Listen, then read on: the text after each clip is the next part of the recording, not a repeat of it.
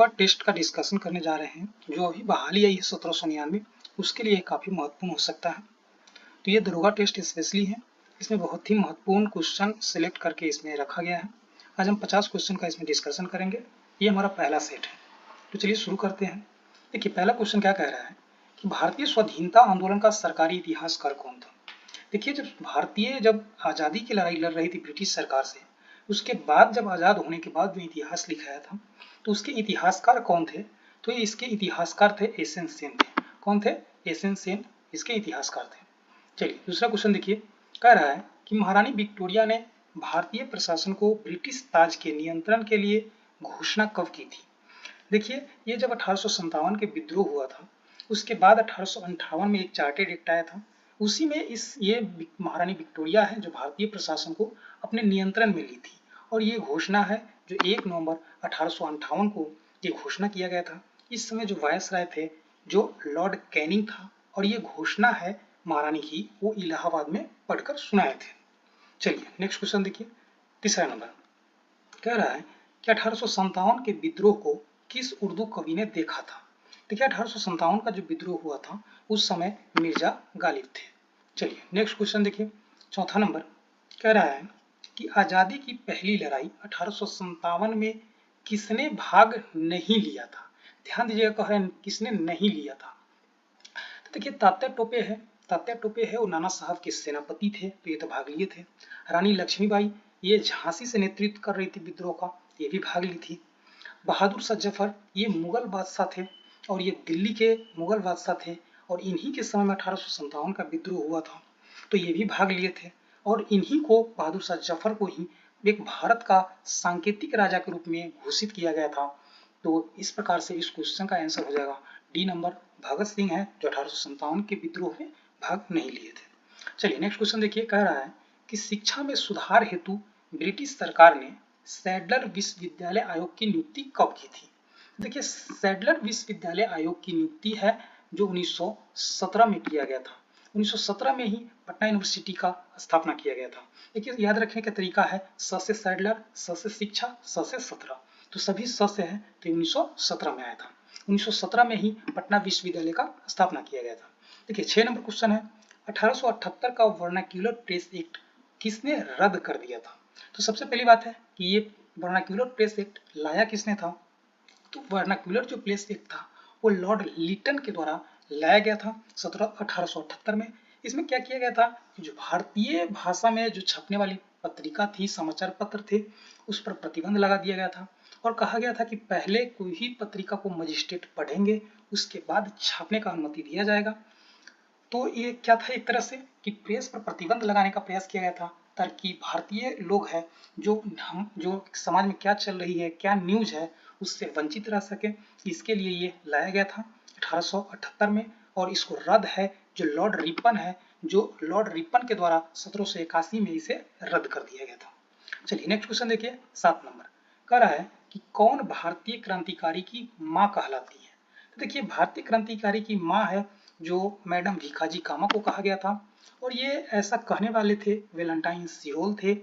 ये भारतीय क्रांति के पिता है जो बाल गंगाधर तिलक को बताया, और माँ मैडम भीखाजी कामा को बोला था। और वेलेंटाइन सिरोल ने कहा था कि भारतीय क्रांति की माँ वेलेंटाइन सिरोल ने मैडम भीखाजी कामा को कहा था, और पिता बाल गंगाधर तिलक को बताया था। चलिए नेक्स्ट क्वेश्चन देखिए, 8 नंबर कह रहा है कि लॉर्ड कर्जन द्वारा 1905 में किया गया बंगाल विभाजन कब रद्द कर दिया गया। तो देखिए 1911 में दिल्ली दरबार का आयोजन किया गया था। उसमें इंग्लैंड के जो राजा थे जॉर्ज पंचम, और उनकी पत्नी थी रानी मैरी, वो उनका आगमन हुआ था। और उस समय जो भारत के वायसराय था लॉर्ड हार्डिंग था, और इसी समय 1911 में जो 1905 का बंगाल विभाजन था उसको रद्द कर दिया गया, और भारत की जो राजधानी है बंगाल से यानी कि कोलकाता से ट्रांसफर करके दिल्ली बना दिया गया था। चलिए नेक्स्ट क्वेश्चन देखिए, 9 नंबर कह रहा है कि बंगला पत्रिका संजीवनी के संपादक कौन थे। तो ये बंगला पत्रिका संजीवनी के जो संपादक थे कृष्ण कुमार मित्र थे, और जिस समय स्वदेशी आंदोलन या बंगाल विभाजन का आंदोलन चल रहा था, स्वदेशी आंदोलन 1905-6 के आसपास में, उसी समय ये पत्रिका निकाला गया था। और सर्वप्रथम इसी पत्रिका में बहिष्कार शब्द का प्रयोग किया गया था, यानी कि ब्रिटिश वस्तु को बहिष्कार किया जाए ताकि ताकि ब्रिटेन के लोगों को ये बाजार के रूप में जो भारतीयों को देख रहे थे उस पर एक धक्का लगे। चलिए नेक्स्ट क्वेश्चन देखिए 10 नंबर कह रहा है कि महात्मा गांधी जब द्वितीय गोलमेज सम्मेलन में भाग लेने लंदन गए तो ठहरे हुए थे, यानी कि जब महात्मा गांधी द्वितीय गोलमेज सम्मेलन में भाग लेने गए थे लंदन तो कहाँ रुके थे। देखिए सबसे पहले तो गोलमेज सम्मेलन 3 हुआ था।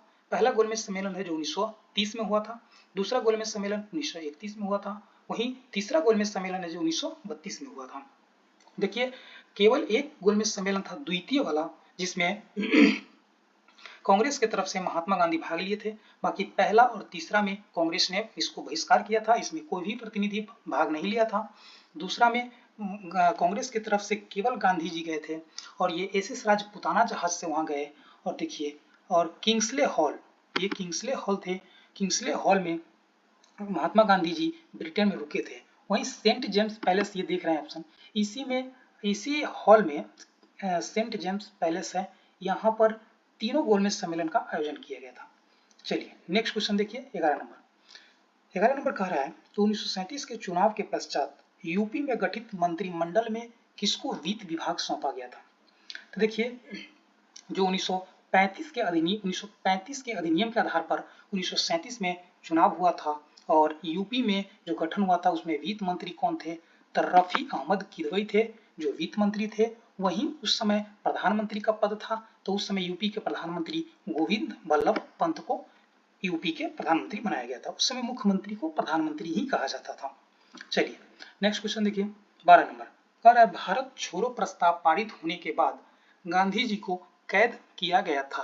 तो ये आगा खां पैलेस में महात्मा गांधी को कैद करके रखा गया था। भारत छोड़ो संबंधी प्रस्ताव है जो 8 अगस्त 1942 को प्रस्ताव पारित होते ही ऑपरेशन जीरो आवर के तहत ये कांग्रेस के जो बड़े नेता थे उनको गिरफ्तार कर लिया गया था। तो गांधी जी को गिरफ्तार करके आगा खां पैलेस में रखा गया था, यानी कि नजरबंद किया गया था ताकि ये भारत छोड़ो आंदोलन है वो विस्तारित न हो या अपने उग्र स्तर पर ना आए या आंदोलन प्रारंभ होने से पहले ही समाप्त हो जाए। इसके लिए कांग्रेस के जो बड़े नेता थे उनको नजरबंद कर दिया गया था। चलिए 13 नंबर क्वेश्चन देखिए कह रहा है कि भारतीय स्वतंत्रता अधिनियम the Indian independent act British संसद द्वारा कब पारित किया गया था। ये पारित किया गया था जुलाई 1947 में पारित किया गया था, यानी कि भारत के जो स्वतंत्रता अधिनियम है कब पारित किया गया था, तो जुलाई 1947 में पारित किया गया था। चलिए 14 नंबर क्वेश्चन देखिए कह रहा है कथन है और कारण है, इसके आधार पर जो स्टेटमेंट है, स्टेटमेंट वाला क्वेश्चन है उसके आधार पर आंसर देना है। कथन कह रहा है कि महात्मा गांधी द्वारा नमक आंदोलन वर्ष 1930 में चलाया गया था। ये बिल्कुल सही है। जब अंग्रेजों ने नमक पर टैक्स लगा दिया और टैक्स की बढ़ोतरी कर दी तो महात्मा गांधी ने नमक आंदोलन चलाए थे 1930 में। दूसरा स्टेटमेंट कह रहा है, कारण कह रहा है कि महात्मा गांधी का उद्देश्य था कि गरीबों को नमक मुफ्त में उपलब्ध हो। देखिए मुफ्त में उपलब्ध होने की बात नहीं थी, इनका कहना था कि जो टैक्स है, जो ऊंचा दर टैक्स का है वो कम किया जाए, ये मुफ्त में नहीं चाहते थे। तो इस प्रकार से कथन ए सही है परंतु आर गलत है। देखिए पहला स्टेटमेंट क्या कह रहा है कि ए और आर दोनों सही है और आर ए की व्याख्या करता है, तो व्याख्या नहीं कर रहा है क्योंकि गांधी जी नमक मुफ्त में नहीं चाहते थे, वो चाहते थे कि टैक्स का दर है वो कम हो। तो एक इस प्रकार से गलत हो जाएगा। देखिए दूसरा क्या कह रहा है कि ए और आर दोनों सही है परंतु ए आर की व्याख्या नहीं करता है, गलत है, ये भी गलत है। ए सही है परंतु आर गलत है, यही ऑप्शन सी नंबर हो जाएगा क्योंकि ए सही है। 1930 में नमक सत्याग्रह तो हुआ था लेकिन मुफ्त में नहीं चाहते थे, तो ए सही है, आर गलत है। चलिए ठीक है 15 नंबर देखिए कह रहा है कि दिल्ली में किसके राजकीय प्रवेश के अवसर पर बम फेंका गया था। तो ये लॉर्ड हार्डिंग के प्रवेश के अवसर पर, जब दिल्ली राजधानी बनाया गया था 1912 में, कलकत्ता से जब ट्रांसफर करके जब दिल्ली को राजधानी बनाया गया था तो लॉर्ड हार्डिंग है जो हाथी पर सवार होकर के दिल्ली के चांदनी चौक से जब निकल रहे थे तब रास बिहारी बोस और उनके जो और भी टीम थे उन्होंने बम फेंका था, लेकिन ये मरा नहीं, बच गया, जिसकी वजह से बाद में उन लोग पर ट्रायल चली, मुकदमा चली और उसमें कई लोग को फांसी की सजा भी दिया गया था।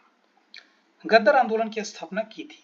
देखिए गद्दर आंदोलन की जो स्थापना है, जो लाला हरदयाल के द्वारा ये स्थापना किया गया था, ये प्रथम विश्व युद्ध के समय गद्दर आंदोलन की स्थापना की गई थी।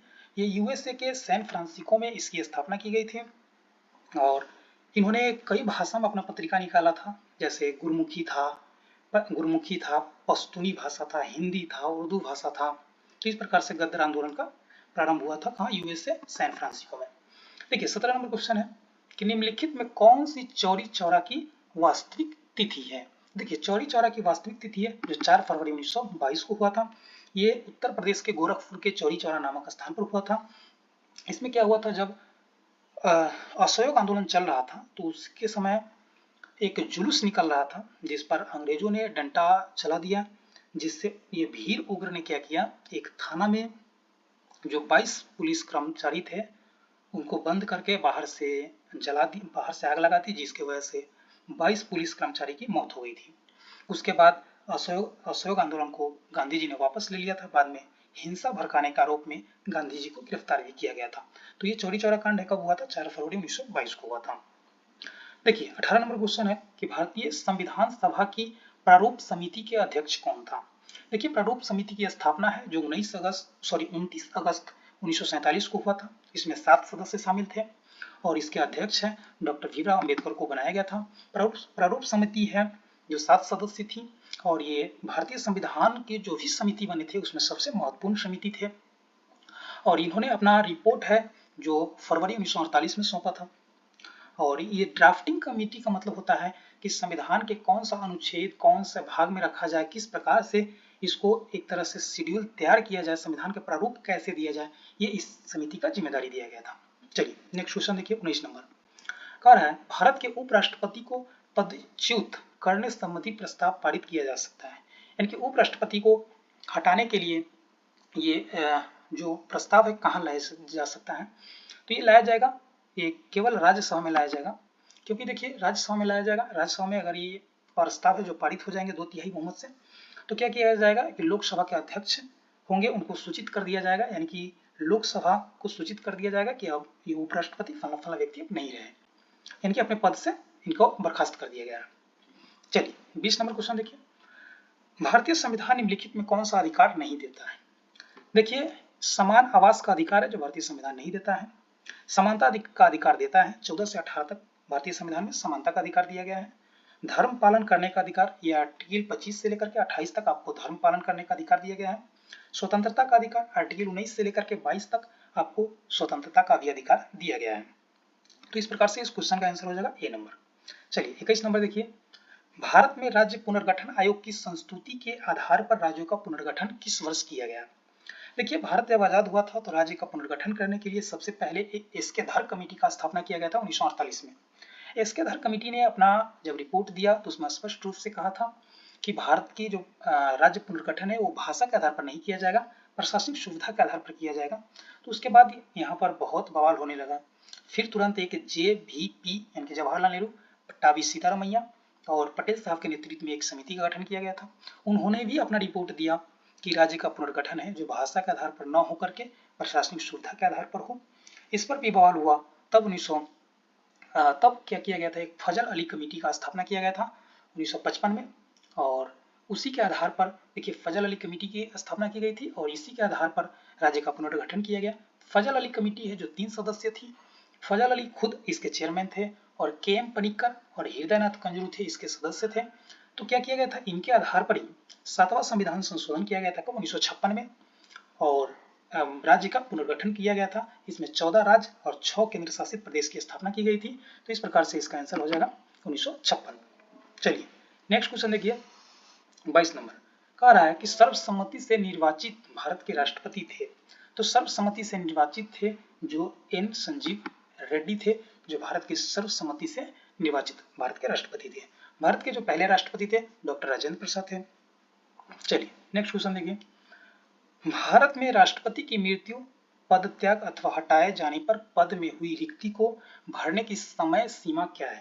देखिए जब राष्ट्रपति अपने पद पर नहीं रहते तो 6 महीना के अंदर उनके पद पर चुनाव करा लिया जाता है और उनकी राष्ट्रपति के जो पद होती है रिक्ति 6 महीना तक ही रह सकता है। 6 महीना के अंदर में चुनाव करा करके उनके पद को जो रिक्त है उसको समाप्त कर दिया जाता है। चलिए नेक्स्ट क्वेश्चन देखिए, जब कोई विधेयक संसद के दोनों सदनों द्वारा पारित कर दिया गया है तो निम्नलिखित में किसको उस विधेयक पर अनुमति रोकने का अधिकार प्राप्त है। देखिए आर्टिकल 111 के तहत राष्ट्रपति को अधिकार होता है वो किसी भी विधेयक को अनुमति दे सकते हैं, वो अनुमति को रोक भी सकते हैं, और विधेयक अगर संविधान संशोधन विधेयक नहीं है या धन विधेयक नहीं है तो उसको पुनर्विचार करने के लिए भी भेज सकते हैं। तो ये किसके पास है? ये राष्ट्रपति के पास ये इस प्रकार का अधिकार है। किस अनुच्छेद के तहत? आर्टिकल 111 के तहत।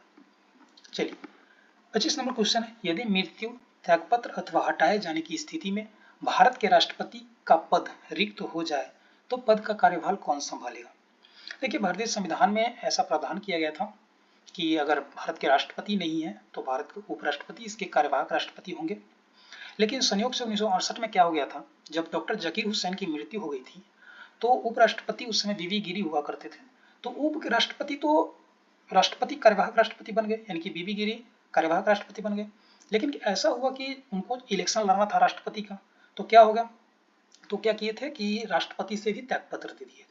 तो तुरंत एक एक्ट पारित किया गया था जिसमें डिस्चार्जिंग ऑफ फंक्शन एक्ट 1968 में प्रावधान किया गया था, पारित किया गया, और उसमें ऐसा प्रावधान किया गया कि भारत के राष्ट्रपति ना हो और उपराष्ट्रपति भी ना हो तो सर्वोच्च न्यायालय के जो मुख्य न्यायाधीश है वो कार्यवाहक राष्ट्रपति के रूप में कार्य करेंगे।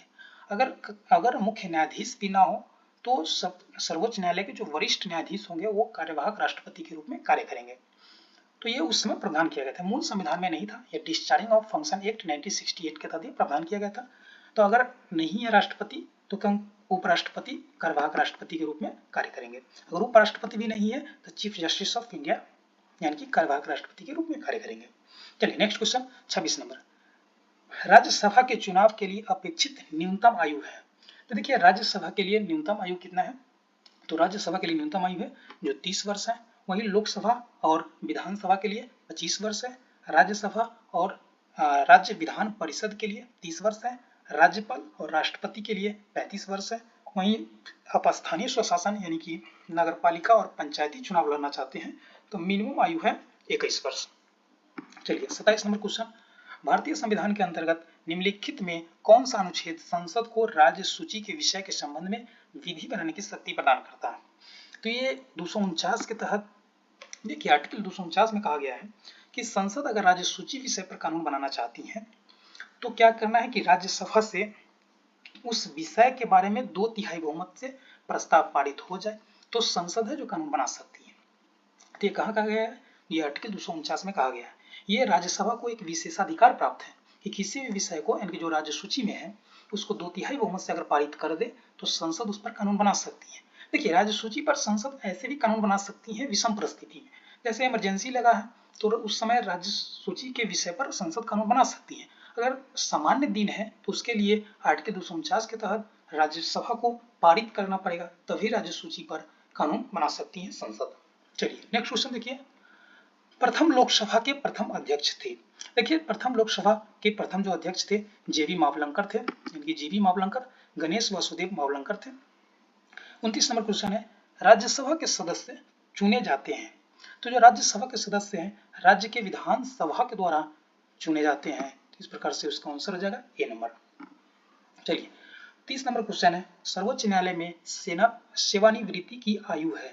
देखिए सर्वोच्च न्यायालय के न्यायाधीश अपने पद पर 65 वर्ष तक आसीन रहते हैं। वहीं हाई कोर्ट के जो न्यायाधीश होते हैं उनके आयु है मैक्सिमम यानी कि 62 वर्ष तक वो अपने पद पर सेवा देते हैं।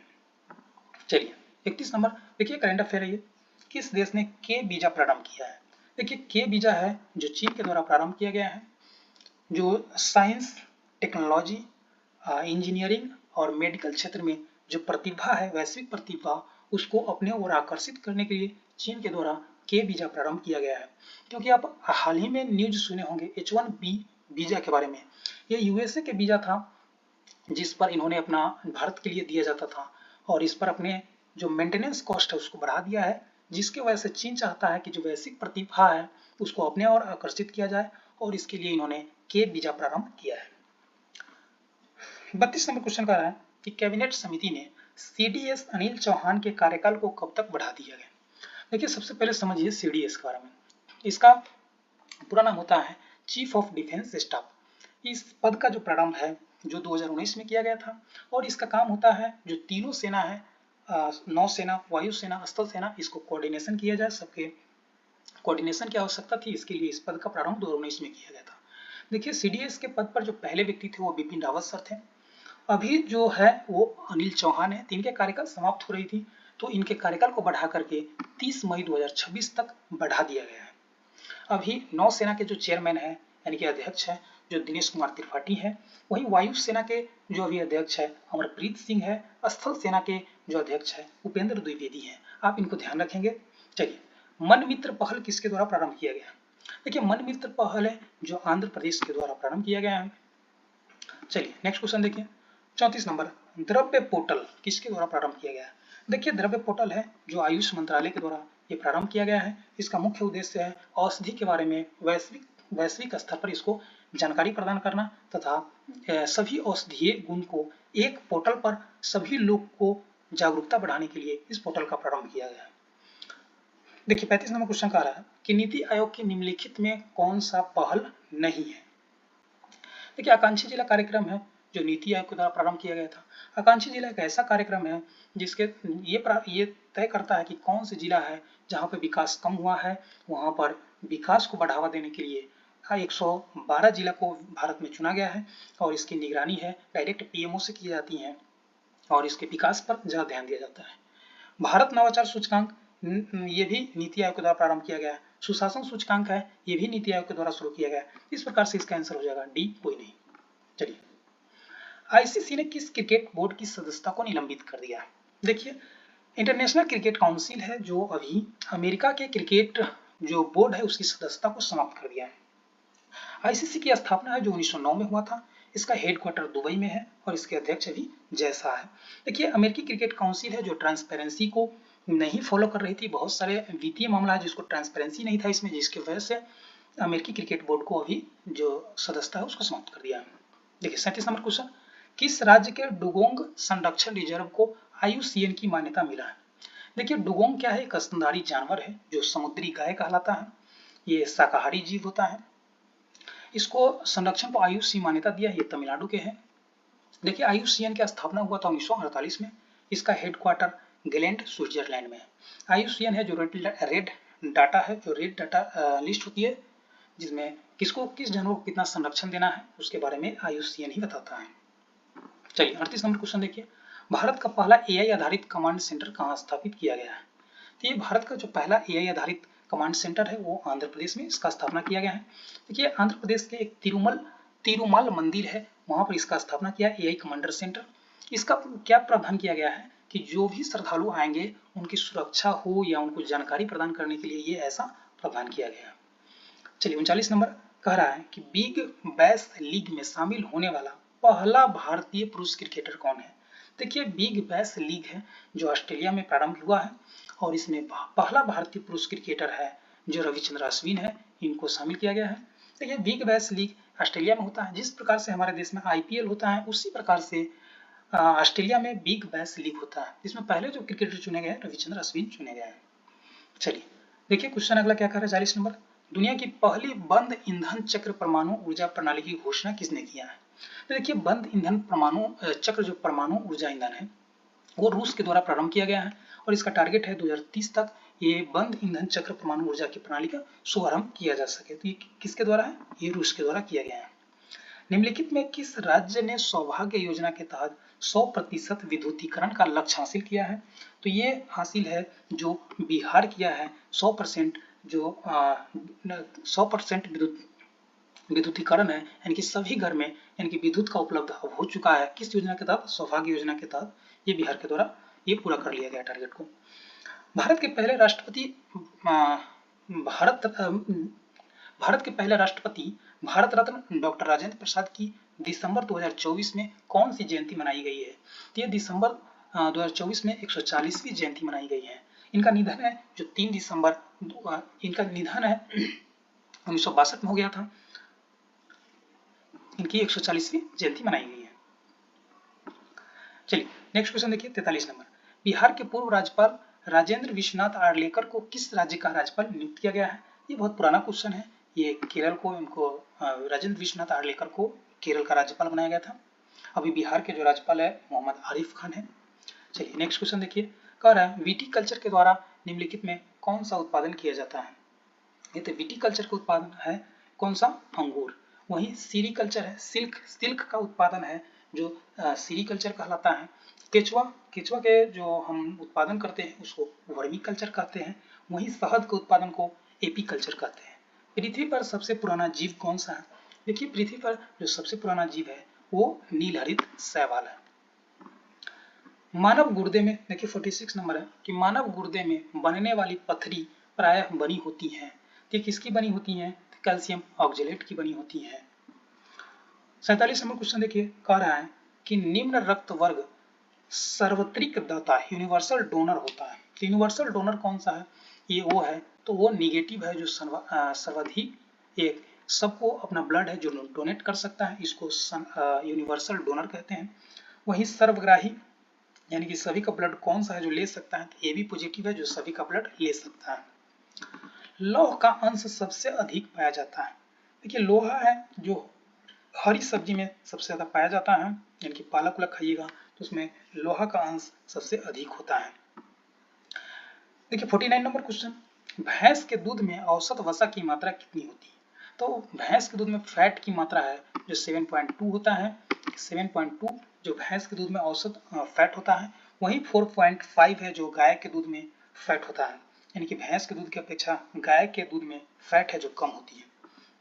चलिए क्वेश्चन 50 नंबर कि नाभिक के अलावा कोशिका के किस कोशिकांग में डीएनए होता है? देखिए माइक्रोकॉन्ड्रिया में कोशिका के नाभिक के अलावा माइक्रोकॉन्ड्रिया में डीएनए होता है। डीएनए कहाँ कहाँ होता है? तो नाभिक में होगा और एक माइक्रोकॉन्ड्रिया में डीएनए पाया जाता है। तो इस प्रकार से आज हम पहला सेट का 50 क्वेश्चन डिस्कशन किए हैं, फिर अगला सेट तुरंत ही लेकर आएंगे। जय हिंद, जय भारत।